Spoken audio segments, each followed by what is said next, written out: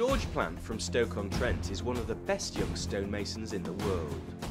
Having competed in the 2007 WorldSkills, he's proved himself on an international stage. WorldSkills competitors are so highly skilled they can carve complex shapes in solid rock with millimetre precision. It could just be out within a mil or so and then that's thrown it all out then, you see. In his workplace, George is used to working to these types of tolerances. It's not just about how sharp your chisels are. Discipline would be probably the biggest one because, you know, most of the jobs what you do are always putting up to another piece of stone, so you know, you can have a guy working next to you who's working within a mil or 2 mil at work, and you could be like, say, working within like 3 or 4, and when you go out on site and fixing the stone and everything like that, you know, the stone could be really off. The art of stonemasonry hasn't changed much for centuries. Many ancient techniques are still used today. Just what I've been taught. You've been taught to use your smaller chisels and then work all the way up to your bigger chisels all the way through that.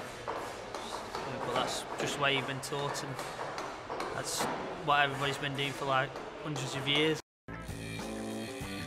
That's it, called a punch or a 1/4 inch. You'd use that to rough off most of the waste. Say if you're doing like the big checkout, you start off roughing off with that. Once you've done that, you probably work up to your claw then.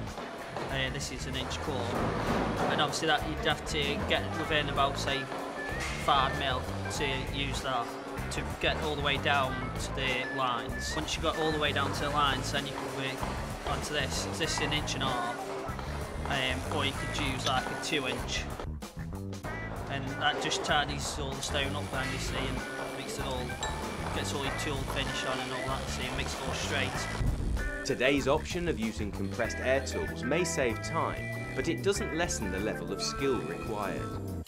There's obviously some different places where you can just rough it all off with the air tool, and when you get sort of tricky places like in the corners, then you pretty much take it all by hand. And for WorldSkills, every millimetre counts. You just got to keep checking, but obviously every time you check, you're losing time and not working it, so you've got to find the happy medium with trying to make sure it's right and trying to get all the work done as well, you see. So you just have to do a lot by eye as well to make sure it's because you can tell pretty much when obviously you're going under by just the angle of the chisel and everything when you're working it, you see. So.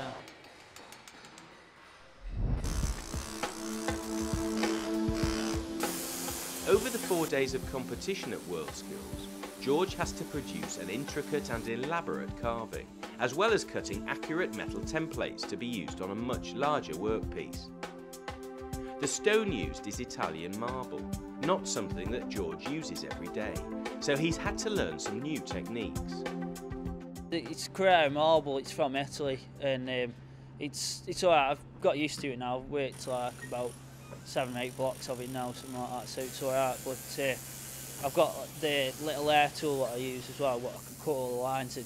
Before I didn't have that, and all by hand, you see, so it takes like twice, 3 times as long with just going over it with a little air tool, you see, so it's a lot easier.